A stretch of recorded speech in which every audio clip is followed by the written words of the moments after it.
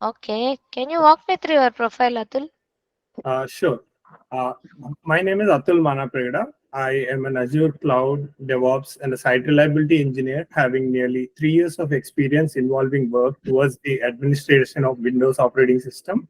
I am currently working at Kirby Redink, where my day-to-day activities involve implementing complex cloud-based solutions on Microsoft Azure by leveraging services such as storage, networking, security, and virtual machines.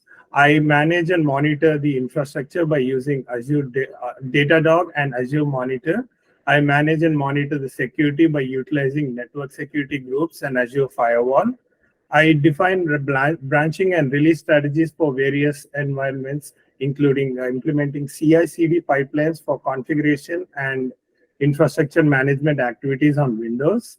I have worked with infrastructure as a code in provisioning the infrastructure by leveraging tools such as Terraform and ARM templates.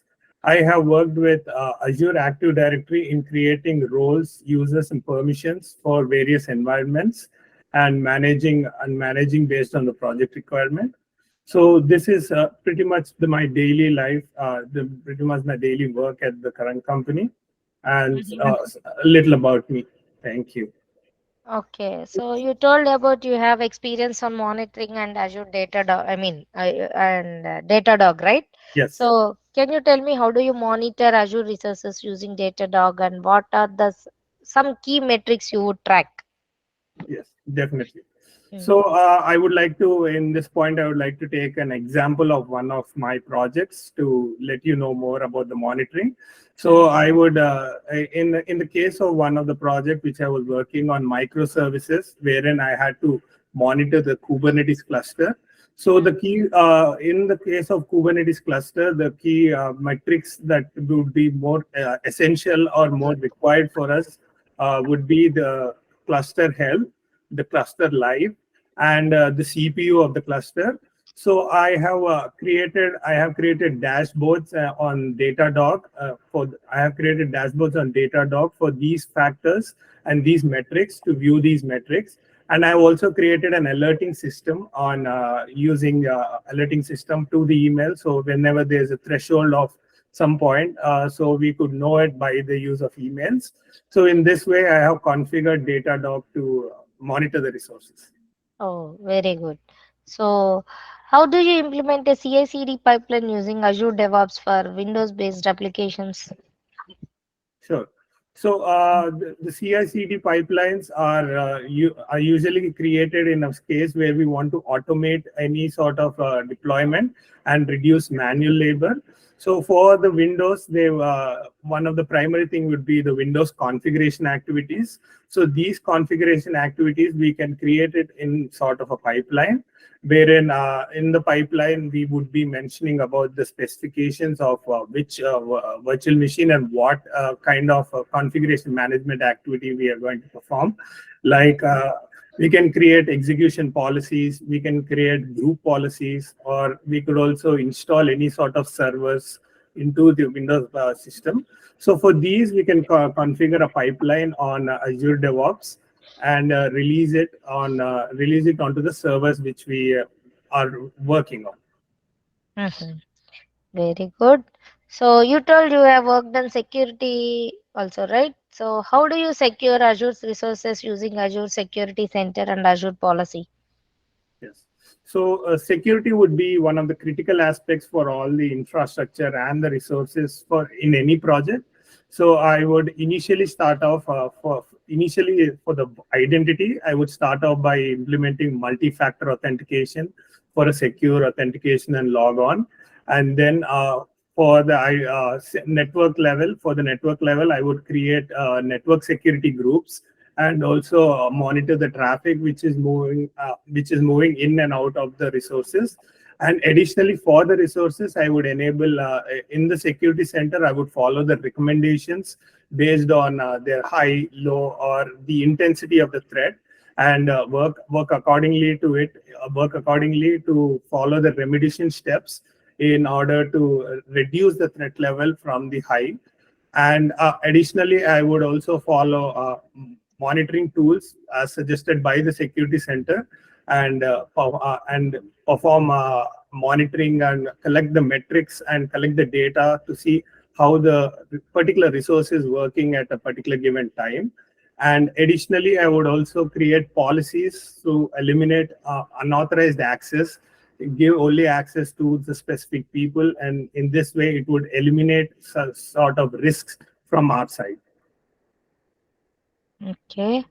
And you told you have experienced on Azure Active Directory also, right? Do you have on experience on Azure DSC and PowerShell DSC also? Yes, I had a chance of working with the Azure DSC and PowerShell DSC in one of my projects earlier. So Uh, can you tell me how do you automate the configuration management using Azure DSC and PowerShell DSC? Yes. So once we already created a virtual machine, or we have a virtual machines on our portal, in the portal on the settings, we would be having configuration management, an option of configuration management. In the configuration management, that would let us create a desired state configuration for our virtual machines. So let's say that we have a virtual machine and we want to install an IaaS server on it. It would be a tedious task to log into the virtual RDP, the virtual machine, and then create a role inside it. But instead, we could create a PowerShell script, like a PowerShell executable file. And this executable file, we can run it in the configuration management in the Azure portal. So this will set up the configuration on the virtual machine once the machine restarts, or then for the next time use. So in this way, we can we can use PowerShell scripts and to perform the desired state configuration on the Azure. Mm, okay. So you told me you are you have experience as a SRE also, right? So can you explain me the concept of service level indicators, service level objectives, and service level agreements in the context of site reliability engineering? What Yes, are yes, those? Yeah. yes. So, site reliability engineering means basically site reliability means that the system or the application on which the clients are working on must be reliable and available for them at all times. So, based on these factors, the company the stakeholders set out a service level agreements that we would be reliable to this amount of time. Let's say for 99.95% of times, so that means that the system must be available 99.95% of the times. So in order to meet these service level agreements, we need to create something called the service level objectives. So these objectives will make us meet through those expectations, to the expectations of the service level agreements. So while we are working on the service level objectives, we would also be needing we would also need to know the basis of how much of a service level objectives are we meeting for the service level agreements. That's when the service level indicators come into the index come into the picture. So this is basically a percentage, or the maximum number of service level objectives that you have met for a period of time, which gives us the service level index. Mm. So so did you get a chance working on Azure Kubernetes also service AKS? Yes. Yes, in one of my recent projects, I got a chance of working with Kubernetes, the microservices. Okay, then how would you set up a Azure Kubernetes service to deploy and manage containerized application? Yes. So we could deploy a Kubernetes cluster on Azure in many ways. One of the direct way would be through the portal. We would be creating a cluster and then deploying our containerized application on it, or we could use the PowerShell command using CLI command using AKS create, and then create the new Kubernetes cluster. Okay. Okay. So tell me about the challenging project you have worked on as a Azure cloud engineer, and how did you approach it and what was the outcome? Yes. So I would say that one of my challenging project was was the microservice architecture project, wherein as it was my initial days of learning about the Kubernetes cluster, so it was quite challenging in the initial days for me to learn the project requirements and then to know new skills about the Kubernetes and the container registry. But although it was a challenging start, but I was able to grasp the pace of how the surrounding team, the database administrators, and the other team members were working, and I have collaborated with them. The main aim of this project was to create a surety bond platform in the form of microservices for the clients, which was highly available and highly scalable at all times.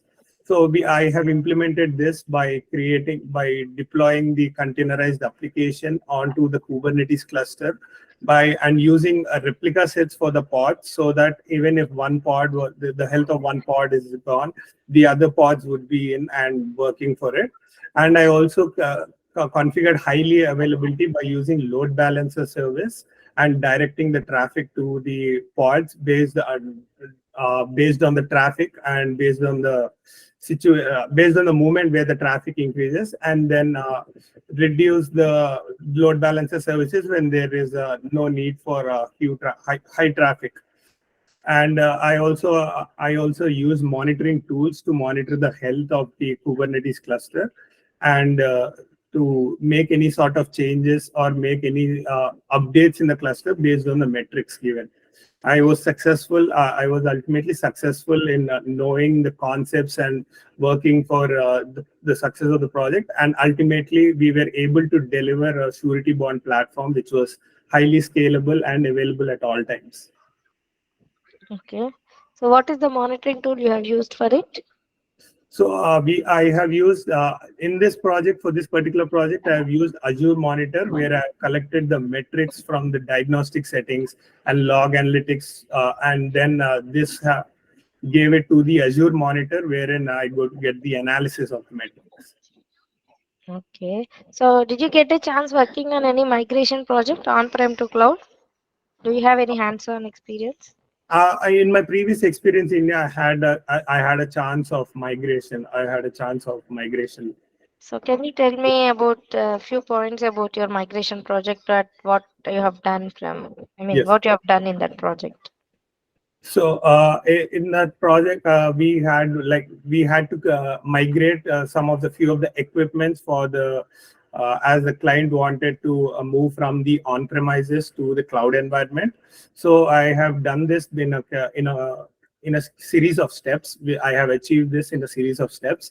Initially, I found out made a list of all the dependencies and all the resources which were present on the on-prem that had to be migrated onto the cloud. So I have started off by creating an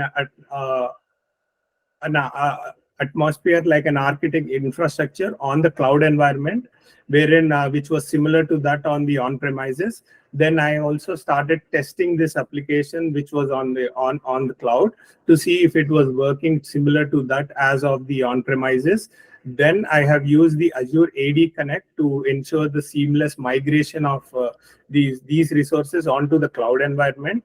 So and then I have also created it, prioritized it by critical aspects, critical components and non-critical components, and I made sure that the most critical components have been migrated initially, as the client didn't want any sort of downtime for during this migration process. So once it migrated, once the migration was successful onto the cloud environment, I have made sure I have made all the monitoring tools and all the other tools to see the metrics and to view that it is working as to that it had on the on-premises.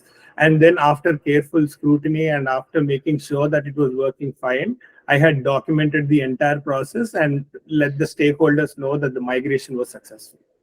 So, okay, I'm done. So, ours is a startup company. So, why do you want to join in our startup company?